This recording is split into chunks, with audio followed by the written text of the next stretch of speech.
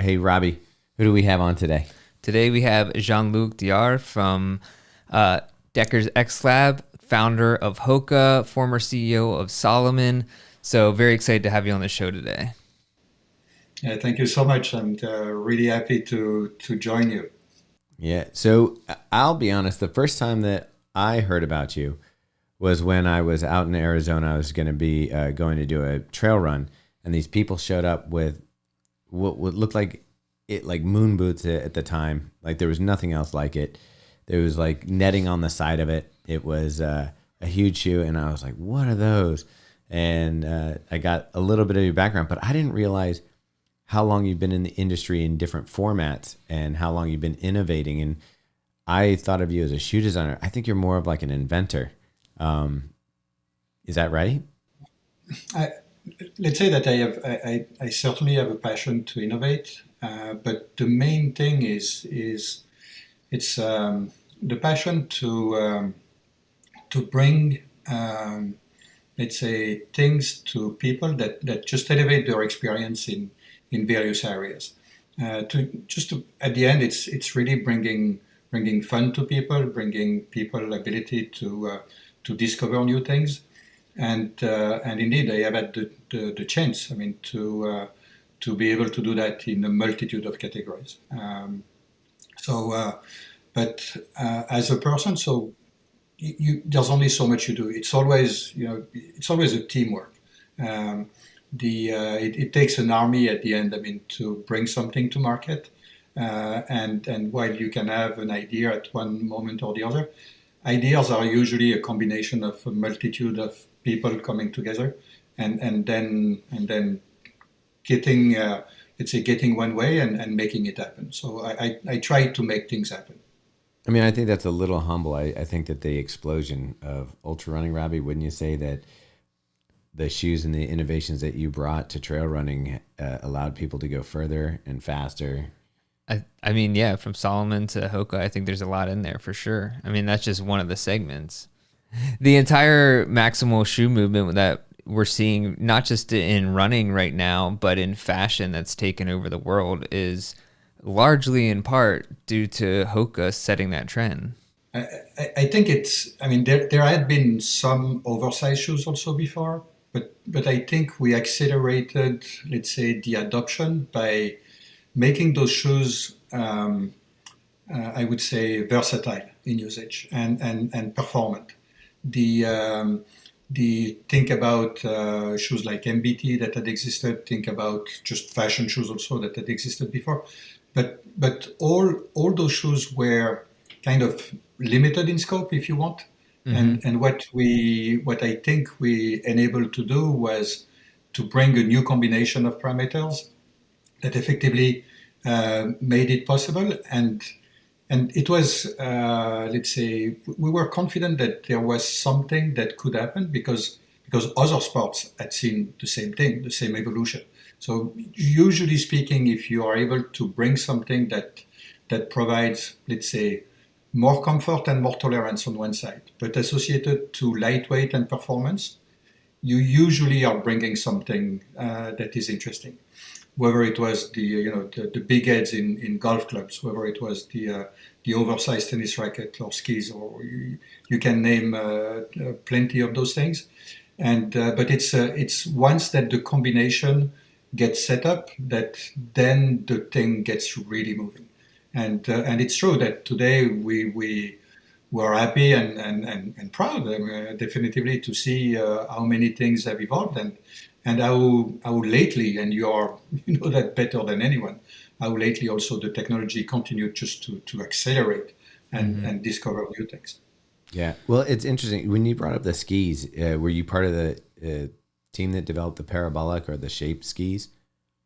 Yeah, I was lucky enough, I mean, to be leading the ski development at Salomon, creating the ski business unit with a wonderful team. I mean that we had of engineers, marketers, technicians, etc. And we were always driven by, let's say, what's next, etc. And the people who actually started the parabolic skis, it was not at Salomon. Actually the three first companies that started to do things in that direction were K2, Elan, and Kneissel. And each of them had a little thing. What I think we brought was then to change the rules further, because we associated it with then a complete change also in sizing. We associated it with high performance, and that just exploded. That was really it was really a wonderful moment. I mean, to see that we could radically change parameters, and that once again with the idea that it would be able to serve both the top athletes. We started with slalom skis, notably with that, but with the vision that this would be just the start of a complete new generation of products. I mean, it is fascinating too for us, and I'm sure for our audience, to understand that this has been a lifelong pursuit of pushing things forward. Is there, before we move on to like the future and what's going on, can you tell us a little bit about the things that you're proud of, that you've been a part of through your career? And probably the biggest thing is most likely the creation of Hoka. And why is that? Because the number of people you touch by footwear is incredible, and and where it went way beyond, let's say, what we expected at the beginning, is when people are coming back to you and said, you know what, you changed my life. So those are the kind of things that you cannot you don't expect initially. If you do a ski, if you do a golf club, if you do a bike wheel, etc., whatever, all kinds of equipment, you are, let's say, making something really nice for people to enjoy during a certain period of time. You can have athletes for whom it changes their life, because if they make great results, it's definitively changing their life. But contributing to make people live better on a bigger scale is definitively, let's say, through Hoka, and through the fact that so many people got more active. So many people who are athletes, I mean, could train with less injury, therefore perform better. So many people, just both perform better and reach their own, let's say, new steps into their life, and that went way beyond a pair of footwear, and that's what I think makes people so happy also with the brand, because there's kind of an intimate relationship, let's say, that goes just beyond a piece of a product. Then for sure, from a business standpoint, I mean, and other things, I mean, having had the opportunity at Salomon to start many new activities. I mean, and the ski one was an incredible one, because everybody was waiting for us to do something special, and there was just it was not possible to fail. So we had the pressure was on, and 6 years later we were the number one in the world. So that was kind of a great achievement also. So those are two ones. There are many other ones, but just to take those two, because of let's say, the pressure it represented, and the speed at which we were able to achieve a dominant position in the world was really something special. So do you feel like when you came to Hoka that it was almost not easy, but the way that you had taken, say, the ski segment, or even you were talking about like tailor-made golf clubs, just making it bigger, maximizing it, almost that the shoe industry was set up for someone to just come in and do what you had basically already done? But by many aspects, I would say yes. From the pure product development standpoint, when you have had the chance to work on many types of equipment, so you learn about many things, and you also know more about what the reactions that people may have when they see innovation for the first time. So as you may remember, I mean, when we launched, the trend was very different. But when you know that you have something that is solid, you know that it's just a matter of time. And obviously you have to listen, to improve, to do all the things that are needed. But there was this, let's say, kind of internal safety feeling that there was something that could work. That was one thing. And then the ability to think beyond the usual. In almost every area, let's say, where we pushed innovation, the innovative ideas usually didn't come from inside that area. It came by parallel with other areas, people who had the same problem but in a different world and who had solved it a little bit differently. So we knew that there were things possible.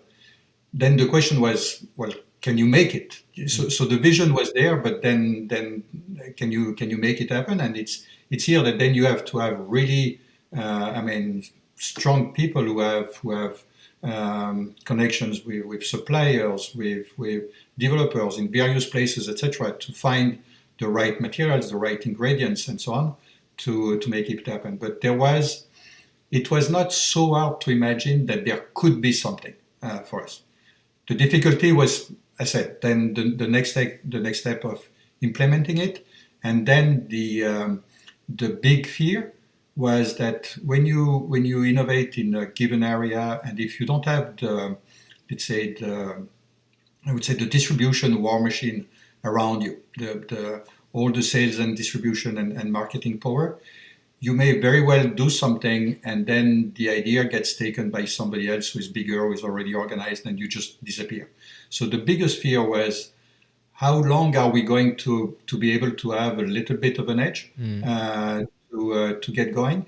And that was also the reason why we joined with Deckers, because I knew that so many ideas of people around the planet don't make it just simply because there's a moment where somebody who is bigger takes it. And very often it's the first to be second is usually more powerful than the first to be first. So that was also something that by experience we knew we had to do, and rightfully so. So I think that hadn't we joined Deckers, probably this development would not have happened, at least in the same way. Quick question, I'm going to rewind you there for a second. You said that a lot of the innovation comes from looking outside the industry at a problem that somebody else had and applying it to a project you're working on. So in the case with Hoka, when you were like, hey, a lighter, more cushioned shoe is going to provide a more enjoyable experience for the runner, what was the outside industry, or where was that problem being solved someplace else? I mean, the skis definitively played a role into that, and bikes. Those were the two things. I mean, in skiing, as soon as skiing has been pushed really in its development because of snowboarding. I mean, that was really the kick in the butt, if you want, to the ski industry to change the mindset. And this is what led notably also to those new developments in sidecut, but it led also then to the wider skis from a free ride standpoint. And the sensation that you could get then going down on any kind of terrain, any kind of snow, with wider, while lighter, while shaped in that case with a better rocker, etc., type of product, was a completely new level. In the same way, when you are on the same terrain, i.e. the trails, and you get down on a mountain bike with suspension, then the speed at which you were able to go down on a mountain bike with suspension compared to a classical mountain bike from the beginning was totally different. So those were definitively the two things that we were very familiar with, that drove the idea of saying, well, we absolutely can go do something that should be better in going down, because there's no reason that going down should be painful. And if we are able to do something on long distance, going down, etc., there's a fair chance also that we can translate that into your daily jog to make it more enjoyable, longer distance, etc., etc. So that was cool. the idea, and the other thing was this, that notion of rocker, that notion of balancing act, let's say, because every time we developed any product, it is that notion of how can I get the biggest effect for the least amount of energy, and this notion of rocking chair, let's say, if you want, was kind of pretty obvious that it could help in reducing, let's say, the amount of energy needed and facilitating the movement, the flow, etc. That's interesting. And on a personal note, for me, I was skiing all through my childhood, and I tried snowboarding, and I was like, "Oh, this is great." And I didn't go back to skiing until the shape skis had come out, and I was amazed how much better they felt. Like the technology had just gotten longer. You wanted to go faster, you got taller skis, and then you got the parabolic skis or the shape skis with the more surface, and you could go fast without having as long a ski, which was also great, but it was amazingly better for your body, like easier to turn, all that stuff. So again, like it is crazy that you took that and brought it into the shoe world where now we spend a lot of our time. Yeah. So when Hoka started, this was around the time or on the heels of the minimal movement, the whole Born to Run thing, Vibram. 2009-ish. Yeah. Right? And so, yeah, right in the thick of that, really. So throw away your shoes. So how did you, what was the reception from other people when you brought this idea in the midst of the minimal shoe movement, turning a maximal shoe? Contrarian. Yeah, well, there are some opposite elements, but there are some common elements also. Which is funny also. But when thinking about opportunities in general in sports, so footwear, just to start, was a big one. And when you realize that the best, let's say the best runners and the younger runners were spending almost 50% of their time being injured. So you say, that's kind of weird. I mean, why is it so that a 20-year-old student ultimately stops running because he's injured, or that an athlete cannot do more because he's injured, etc. And you constantly at that type of thing. You say, when there are injuries like this, and because of, once again, also winter sport, I mean, with bindings, I mean, that obviously we're there to solve that problem. We had a natural sensitivity to injury rate. And then you hear the people saying, "Well, I'd love to run, but it's just it's too hard on me. It's now I'm 40, I'm whatever, etc. And it hurts my knees and it hurts my back, etc." So you say, that's not normal. I mean, ultimately that globally speaking, it is not being facilitated. So you had injuries, you had people saying, "I don't want to do the sport," and then there was the other part, which was our own experience, let's say, on doing things, and through adventure racing, we wanted to. We go up and down and on any kind of thing at night, at day, etc. And we could see the limits of some of the equipment, because when you are, let's say, beyond being exhausted, because when you are really in the zone, everything becomes obvious at one point. The single little detail, I mean, that you don't pay attention to, become obvious that it is not working. So combining this led to say, there is an opportunity, and then now how do we make it happen, knowing that there are giants into that industry also.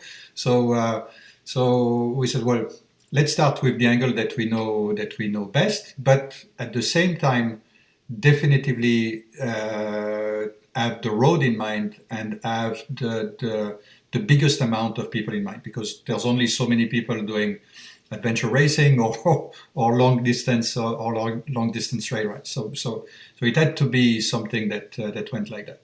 That's kind of Then we interesting. started to do the first thing was there was this idea of immediately of a rocking chair. So that was clear. And then we took just a big block. We said, let's shape it and see how the different parameters, can influence things. And very quickly we were convinced that there was something. It's always the same thing in innovation. You don't need to have a product that is perfect at first from the beginning on, but you have to go extreme to see if by going extreme you discover things that nobody had done before that could bring something. So very quickly we knew that there was something special that we could do. And then it was just a matter of time of fine-tuning things, finding the right components, finding the right shape, finding the things.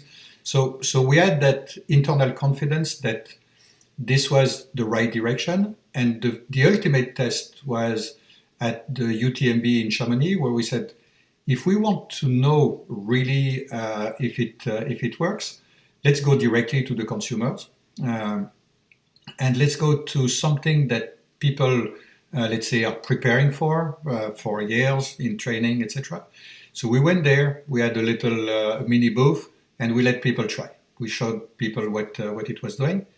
And when people started to come and say, well, do you mind if I use it for the race? And that we had 1, 2, 3, 4, 5, 10 people coming to ask for that. So, okay. If those people who have trained multiple years, and notably in the past 2 years, to go to what is their Everest, their ultimate dream, to participate to something, one day before, having never tried the shoe before, etc., they have the guts to take that product and go for it, and you say there's something. Because we were confident, but you needed to have that extra thing. And then the rest, we said, doesn't matter whatever exists, because because I knew, by experience, that anything we bring was going to be at 90%, let's say at the beginning, shoot over, boom, boom, boom, boom, boom. Doesn't make sense, blah blah blah blah blah.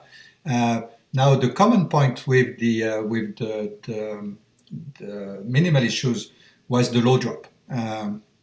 That was one thing that we wanted to have this natural stance, but we wanted to help people, and therefore it had to be associated with the rocker, because otherwise you pull on your Achilles tendon quite a lot, and if you want to go on terrains, let's say, that are challenging, you need protection. So, but we got that confidence first by ourselves, and then directly by users. Yeah, that's. I don't know. I always think about that, coming into that space that was at a time that was.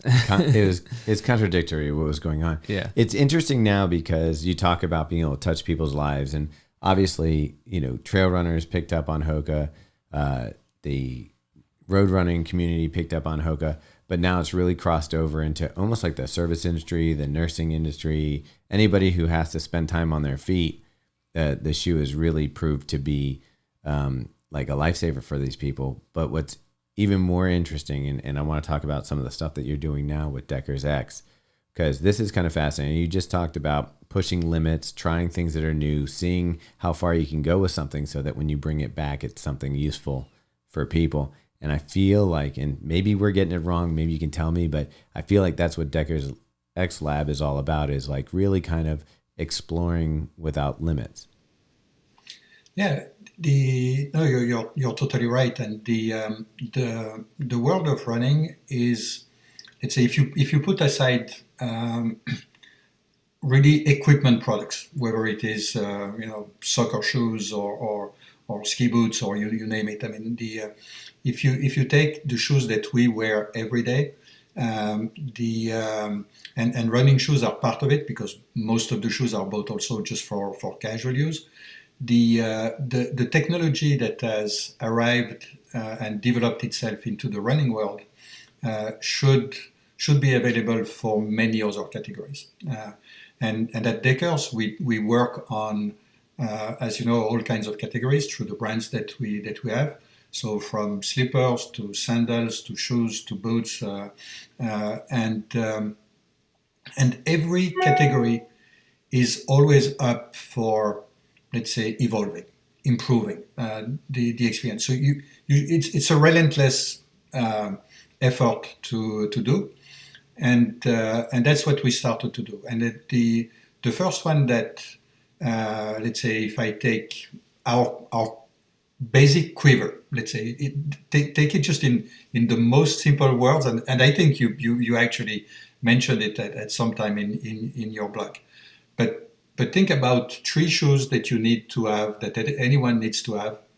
You need something that is kind of a slipper recovery type of shoe.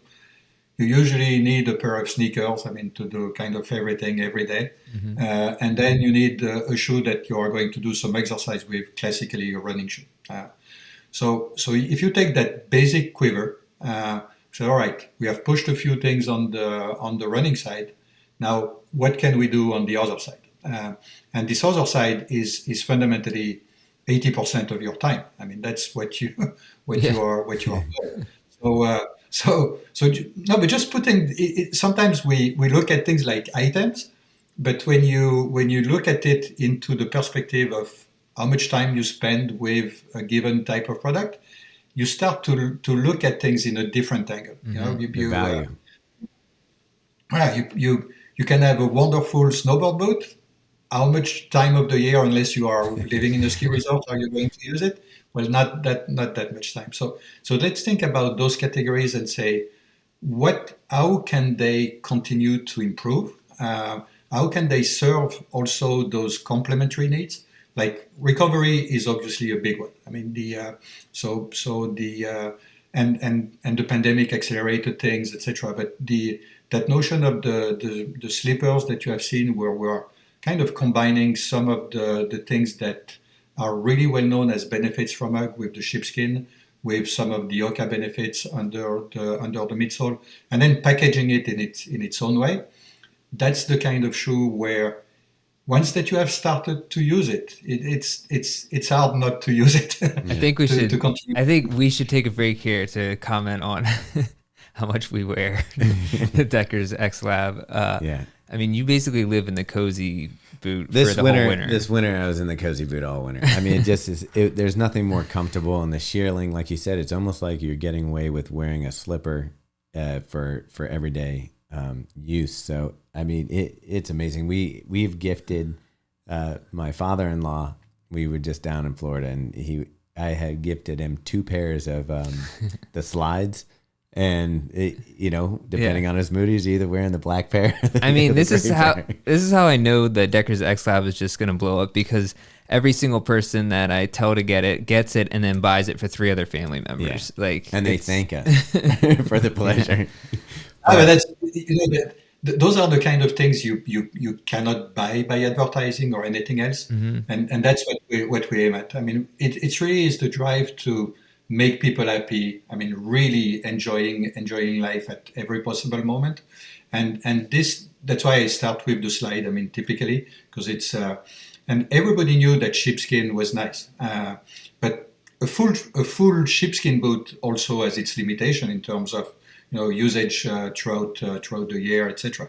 But bringing the sheepskin right where you need it, over the instep, leaving the rest of the shoe open, you can then it gets adapted to a super wide range of temperatures, because it also thermoregulates. Well, that was the first thing I was worried about, was that I'm like, this is a slipper. It's got fur on it. I'm not going to want that in the summer. And then, I was wearing it and I was like, oh, actually this works out quite well. Yeah.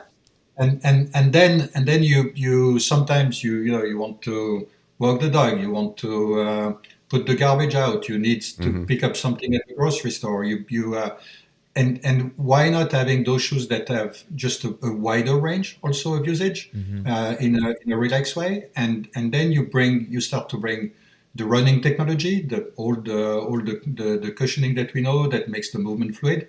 You combine those things, and there you go. So that's one thing that is really just a nice sensation. But then when you go more on the medical side, let's say, and you think about really performance recovery, the sheepskin wool over the instep, which contributes to accelerate the blood flow, etc., is one of the most efficient way to recover quickly.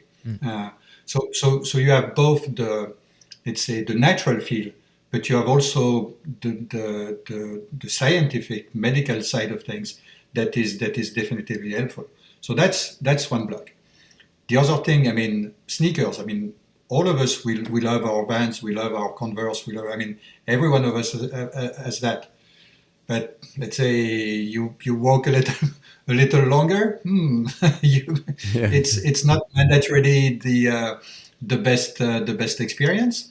So in the same way, can we bring, let's say, a silhouette that is well appreciated by everyone, because we know that, I mean, one pair sold out of two on the men's side is a sneaker, and 1 out of 3 on the women's side.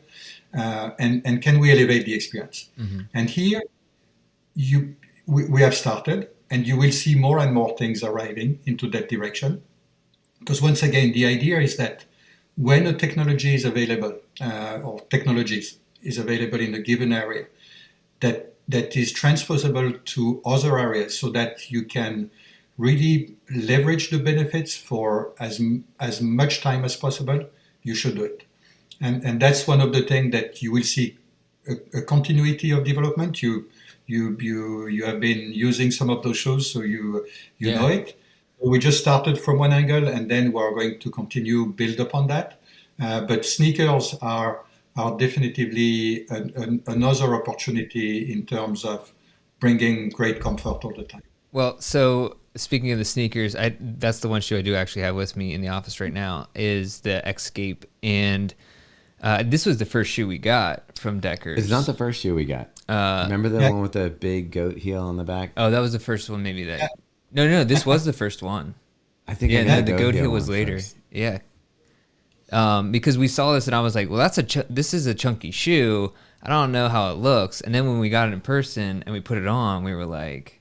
maybe this was the one we got first, because here's the thing. I think that they had first told us that you could possibly run in it. Right. And we're like, you can run in anything. This isn't necessarily what I would run in. I did run in this drunk once, and it worked. It worked. Right.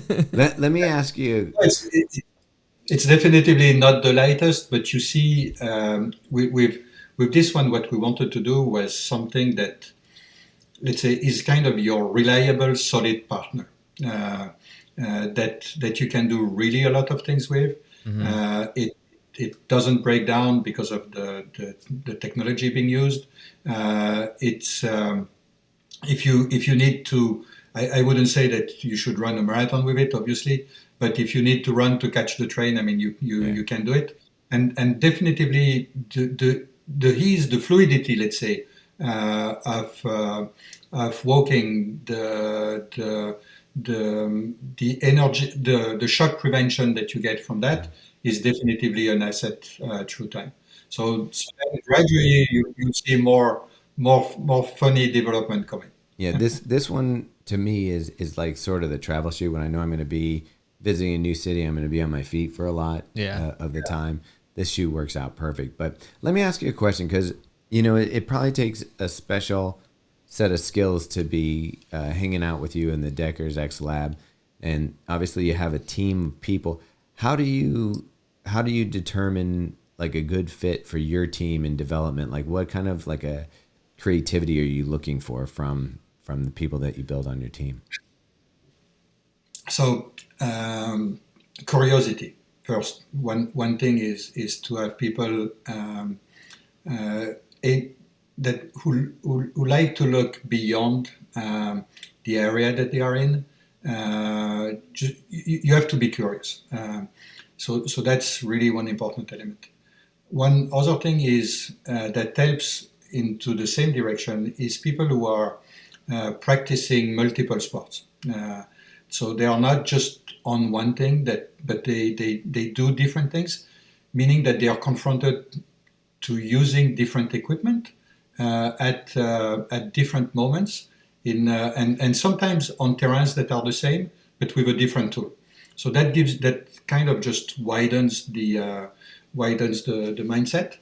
And I would say the third thing is people who are really striving at doing, let's say, things not just from a business perspective. I mean, business comes when, but from really, I would say, kind of a will to contribute to make people happier. Once again, and you see that quickly if people are doing something just for the sake of a career, or if they have a real passion for the consumer, for the end user.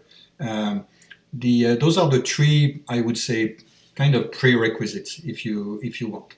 And then I try to have a combination of, let's say, young people literally coming out of school. I mean, usually I take them as interns. Then a few people that are, let's say, middle-aged that have some experience, and then it's a network of. We try to keep the team small to have a network of people around that are really the people you can tap in for the ultimate expertise. So this way you stay fast and light, humble. You don't try to be a super expert of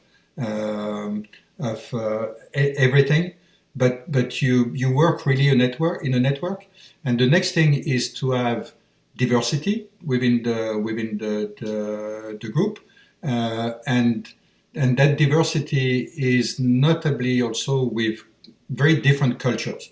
So I always look forward to have a global team, people from Asia, people from Europe, people from America, male and female, etc. People who can bring completely different perspective to something, because otherwise we put ourselves in kind of a tunnel.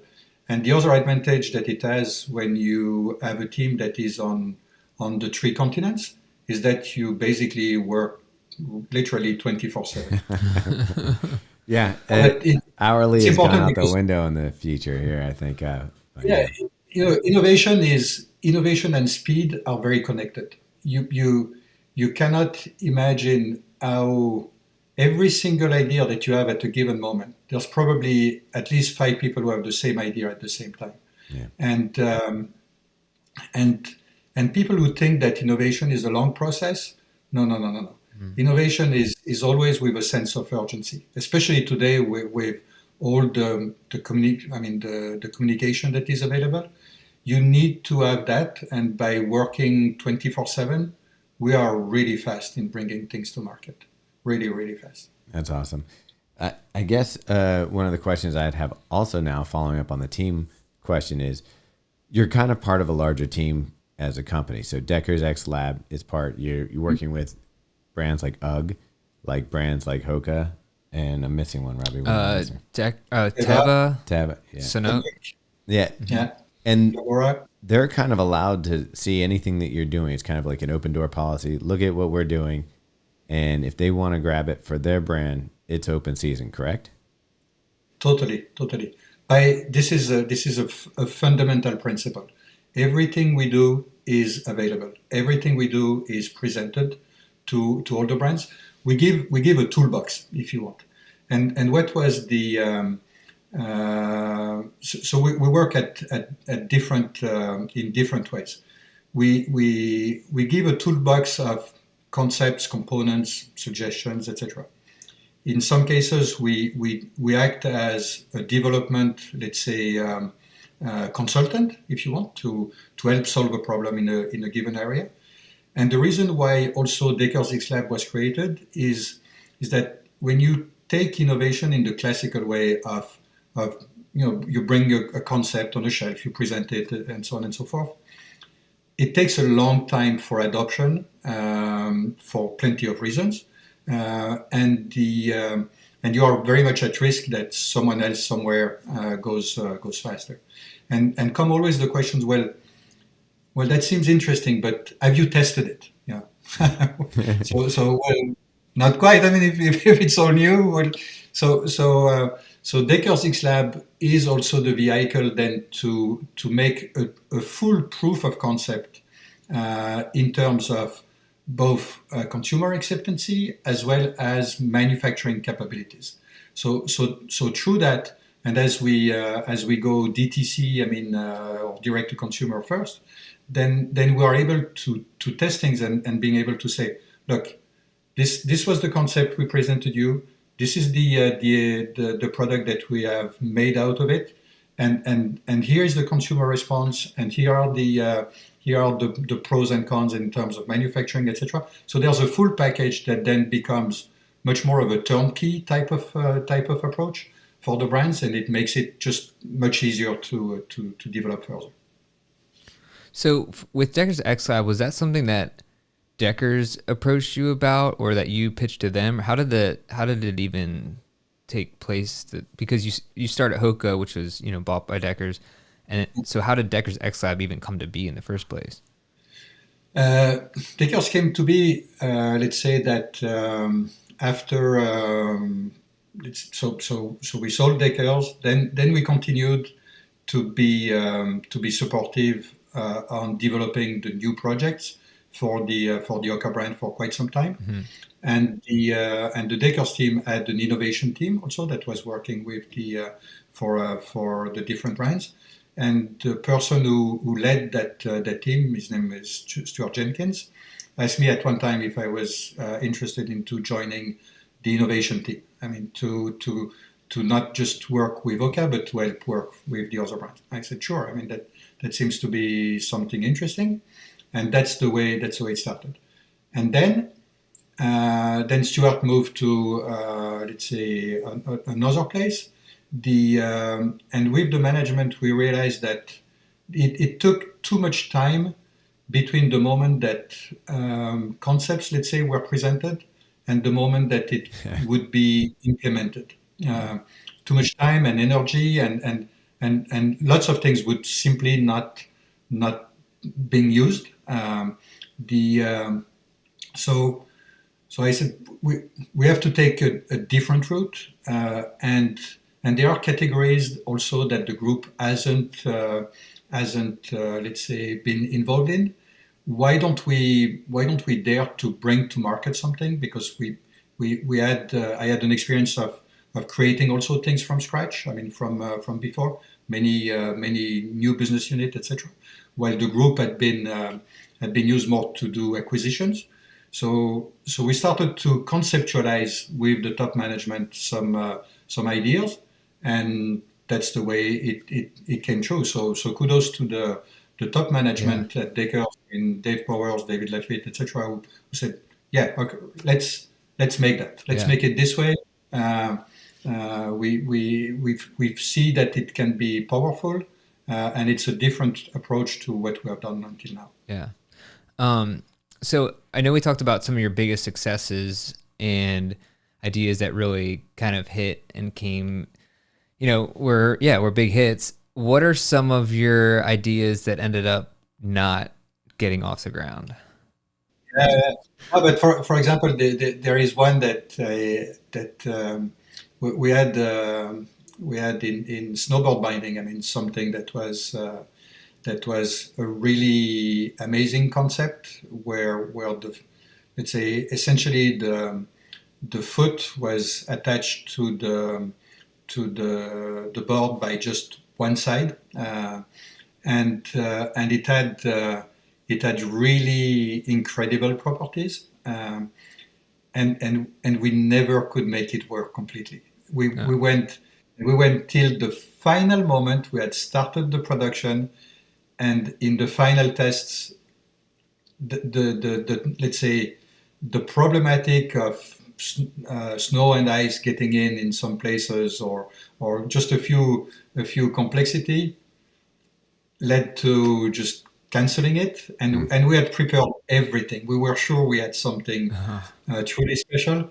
That was a big blow at the time. I mean, because when the whole team has worked on things and you say, hey, let's pull the plug out. We're we're not going to satisfy customers, and doesn't matter what it has cost to us. But we are not. You do not have the right to make things that would be an issue for customers in some cases. So that's one of the examples where definitively it was a big blow at the time. Yeah, your resume, I mean, you could stop doing anything you wanted right now and everybody could look back at all the things you've helped with and been like, oh, this is an amazing career. But obviously, to stay in the game, there's got to be something that's keeping you excited. What are some of the things that you're looking at now that like really get you pumped up to innovate? And what are some of the challenges that you're looking to in the future as either tools that you're excited to work with or products that you're excited to make? Honestly, today I'm really passionate in bringing, let's say, the next generation of shoes beyond running shoes. I think that in all the categories beyond running, there's a lot to do.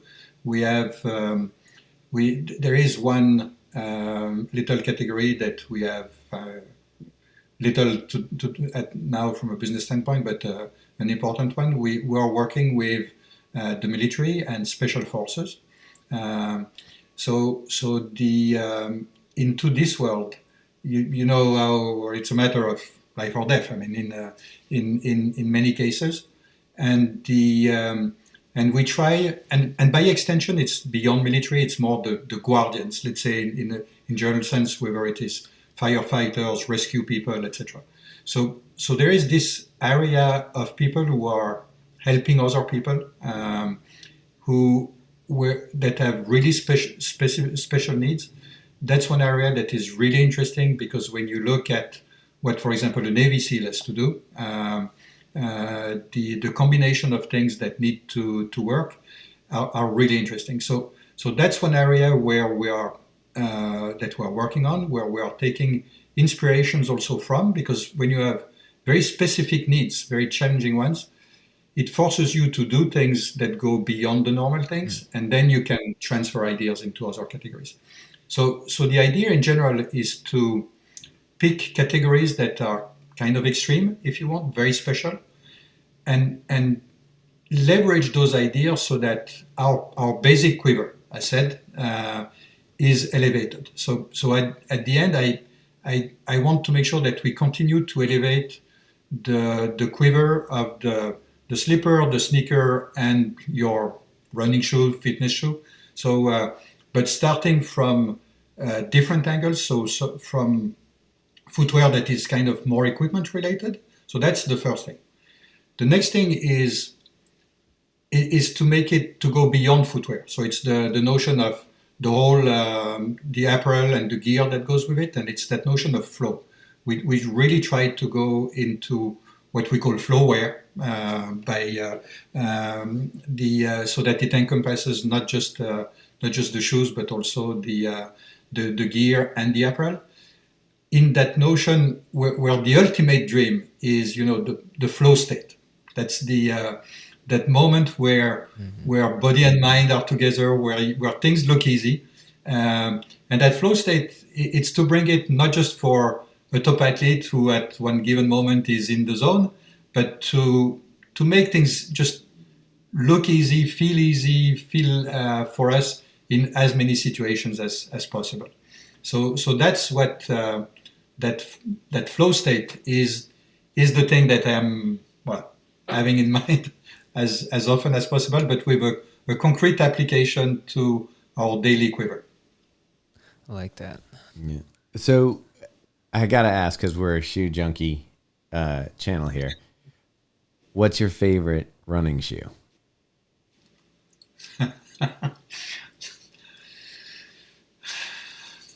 That's a big one. It's always because the challenge is that the new upcoming ones are always better than the ones that So today. So there's so it's hard not to say that, but within the things that you have tested that are coming out, for example, I think I would say that the Hoka Tectonics, for example, is a shoe that I certainly like. The Ford. And really, this is a Hoka team development. I mean, the combination of the foams, the plates, the geometry, the ability that you have to play with the terrain with it, to be protected, to run fast where you need. It is a shoe that combines quite a lot of things. I'm always looking at products that are combining more things than at some point you're expecting, and this one is definitively one. I would say also from take just voluntarily to take shoes that are not part of the group. For example, I think that some shoes like the Adidas Adizero Adios is a really interesting shoe. Well, there are several things, but from associated with practices that I do quite often, because I like to be into the outdoor. A shoe like the Tectonics is something that I really like. Yeah, but the favorite are always the next prototypes. There's always something new you bring. The Texon X I thought was a really great step forward in trail running, because I don't think anyone had done the carbon plate right yet. I know like North Face and some other models had tried it, but I think that was our first experience, and it is a bit of a different carbon plate in that it's split. Yeah, it's two independent plates with different profiles, and we're just at the beginning, I think, of let's say plate geometries and implementations. There are many things that will appear on that. I see this like like the body. The plates are the skeleton. The foam is the muscle. So there are many developments to come. So definitively. Yeah, and I mean, I think we both think, or I personally do, that trail is that next frontier as well. Where you were talking about these different spaces or niche segments that are underdeveloped and have a lot of potential. I think trail still has so much to be explored that still hasn't been explored yet. But I don't know. I think the more people are going to run on roads. I mean, there is one thing by extension to trail. I would say it's kind of the hiking. Let's call it hiking, trekking. We see the evolution. I mean, the evolution is really happening today, and here definitively. I mean, there are many things in the combination of to address all the situations that you have on kind of a longer hike. I'd say when you go beyond 1 hour, something that where you are going to be on various terrains and various climate, etc. I think we will see a good continuation of evolutions on that. And then I would say, to go also in your direction, I think on the road we have seen lots of developments for the elite runner lately. And I think that the next step is to bring those things that are today for the elite runner to, let's say, the more normal runner. There are many things that have been pushed in a certain way that are working with a certain gait, and that may not be the ideal for most people. And I think that we can bring a really elevated level of performance for, I would say, anyone that is between, to take a marathon reference, I mean, that is between 3:30 and whatever, 5:30 hours. I mean, anyone who is below 3:30 is already a very good runner. Thank you. Just made it up. Just made it out of there.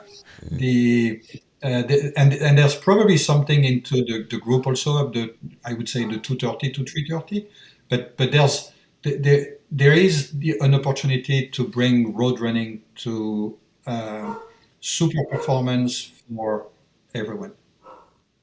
Yeah, I think. Yeah, I'm interested to see. Like, what do you think? I'm just gonna give you one more question, but about the future of road running. But the stack, we've seen it go up to, as of now, it's under 40 millimeters has to be the stack. You got your carbon plate, which kind of works. Well, it only has to be the stack for racing. For racing, we're seeing lots of shoes come out with larger stacks. But there has to be a ceiling to stack height at some point. So then, where do you think the next innovation beyond that is, as far as performance and comfort and lightweight, keeping the shoe lightweight? I cannot tell too much, obviously. Yeah, I will tell you. I'm trying to sneak it in there. I'll take a guess. Let's say stacks.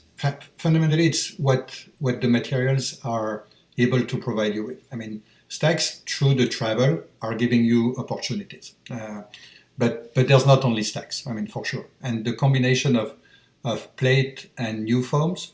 And I would say 3-dimensional plates and all the new foams don't mandatorily require to go to 40 millimeter or higher. So I think we will see kind of different options at different stack heights.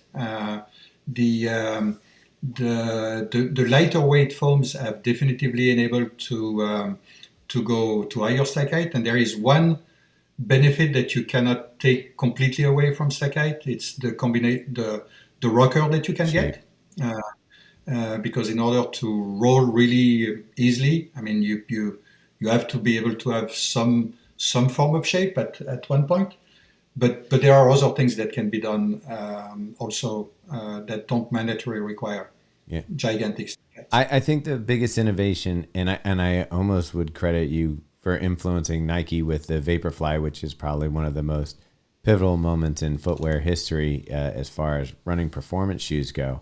And that is based on Hoka bringing in these lightweight foams. People played with them. We saw the Boost foam come out, and that had the cushioning, but it didn't have the lightweight component that the Hoka foam at the time had. My guess is that, and it may not be a foam, but the shock absorption part of the shoe right now, we've had this major change. And so everybody keeps adding foam or trying to get the foam lighter or trying to do this. The next innovation, I'm hoping and thinking that will be there'll be some new way to cushion the foot that, who knows, it may be a foam, it may not be a foam, but I have a feeling it's going to play into how shoes look in the future. If you compare shoes, let's say, with equipment in general, the shoes have kept a certain simplicity, and there are more components, let's say, to combine together to reach some of the things that you are mentioning. I think the Alpha Fly, for example, is a pretty good example of a combination of a multitude of technologies that with the super light foam in the back, with the AirPods in the front, with the plates, etc. So you start to bring more of different components in targeted areas, in targeted places for that serve a specific need, and I think we'll just continue to see more things arriving. That sounds cool. Like you just got me going, because when you say the multiple in places where you need it, like I see more of almost a technical piece. Right now we have slabs of mid foam. Yeah. You may have a plate inserted to it. You may have some gel put in here or there. But when we start talking about like making it, fine tuning, that gets exciting.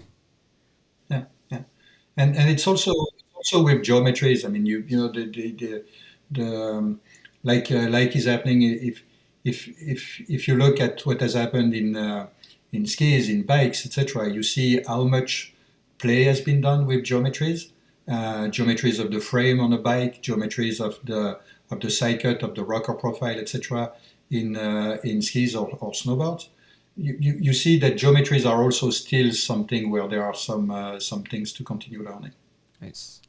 I did want to ask you one more question. For people out there listening who might think they have the great next idea, or who want to go down the path of Shark Tank, of entrepreneurship or into the product development, what are some tips you could give to them starting out? Sell it to your mother-in-law. But the reason why I say that it's you have to the one of the very first tests of your idea is to sell the idea. I mean, sell in the to see how far it goes to people that have a completely different mind than you have. Just to get very quickly the understanding of the limitations but at the same time the things that can be interesting for a wide group of people. You can always start with something that is super targeted, and usually you should because that's the way you have a reason to exist first but then you have to have the idea to try to always imagine, can this have a broader appeal, or what does it take to make it in the broader sense? So never stop by being too exclusively targeted, but get this idea, and the best way of seeing if it works is to take people that are really different than you are to present your ideas, your things, and see what they say. So that's this is one thing. The next thing is that it is relatively easy to find a new concept, to produce it. It takes an army to bring it to market worldwide. So it really is two things. I mean, one moment is vertical, the other moment is horizontal, and that's usually where the things become much more tricky. And as much experience as you can have, as much relationship as you can have, there's a moment where you need additional means. You need whether in human power or in financial means. So to anticipate also the fact that you will have at one moment in time to get some support, and you have to be ready to let's say have some ownership of your company, being partly owned by someone else who is an investor or whatever. So just thinking about the fact that you'll have to spread your wings at one moment, and that's a different animal at that time. All right, cool. Those would be the two things. Yeah, love it. All right. Well, we've taken up over an hour of your time here, especially with technical difficulties, but we really appreciate you coming on, kind of explaining. It's always fascinating to talk to someone who has as much experience as you do with bringing products to market and innovating in a way that's benefiting people's lives. I feel like for us that we kind of do it in a different way, but our goal is also to help people have a better run and a better experience with, the sport. So I really appreciate hearing that that's the motivation coming from you is to make lives a little more enjoyable. And that's an honorable pursuit, I think. Yeah. Well, thanks again for the opportunity, and really that's effectively what you do. That's why I think so many people, join your reviews, etc., because they know that you are speaking the truth, and sometimes you wish that your product would well, and sometimes it doesn't, and that's it. That's the truth. Yeah. No, but this is really important. This is the credibility. It is the ethos, and I think you really have it, and you are able to tell the things in simple words, in a clear way, so that people can indeed make their choice. Informed way.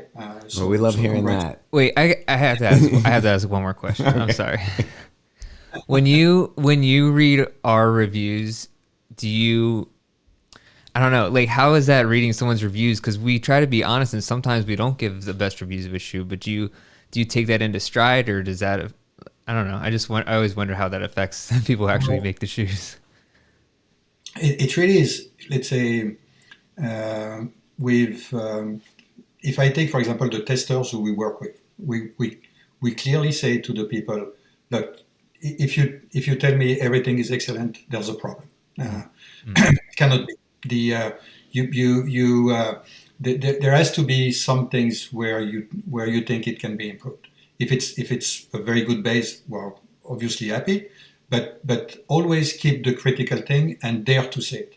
So we always brief them. Tell us the good, the bad, and the ugly. And if you, I think it's essential for every tester to be able to take that distance. Now the bad or the ugly doesn't mean that it's always bad or ugly for everyone. Yeah. It is not great for that situation. Yeah. So, and this is where I think that you also are doing it really nicely through experience, because you're able to segment, let's say, the thing that you may not like for a given usage, but say, well, however, in that situation, that still could work. Mm-hmm.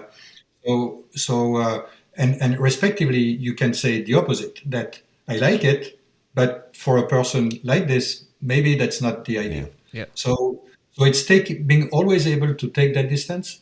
We constantly, let's say, test and compare with competitor shoes, with former protos, with etc., and we read your reviews to get the idea. Then we have also our consumer reviews, from people who have bought it, to always, take the small signs, the little things where you start to see, well, that's definitively could be to the next level. And every time there's from you a review on a shoe that where you say, well, this is a great shoe, we automatically buy it. And in the same way, when it is a bad shoe or a shoe that didn't get a good review, we also buy it, because you need to understand what makes the things good and what makes the things not that good, to try to avoid those things. Mm-hmm. So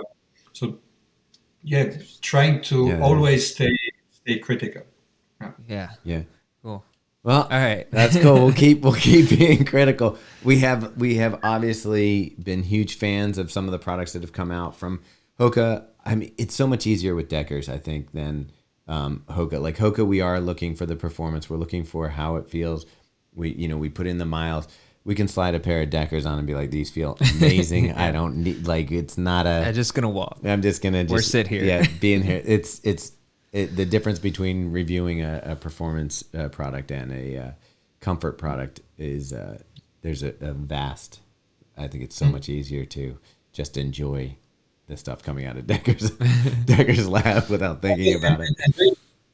Really, thanks for having tested them into an environment that was different from the environment that you are usually testing things in. Yeah. So so really, thanks for that. Thanks for the comments, and looking forward. And once again, when we deliver to you things that you don't like, just I will never be ashamed by the fact that you say no. It's just a bummer for us sometimes, because look, we don't go into it going, geez, you know what we really need, Robbie, is we need a review where we tear somebody apart. We're like, oh, we really want to run in good product, because also we run 20 miles at a minimum in the shoes. So if it's a crummy product, we're doing 20 miles in something that we'd rather not be. So it's a commitment. Yeah, it is. I want to be definitively, hey, yeah, these suck. But, yeah. All right, cool. Well, it was really a pleasure talking with you. Thank you so much again, and have a great day. Thank you. Awesome. You too.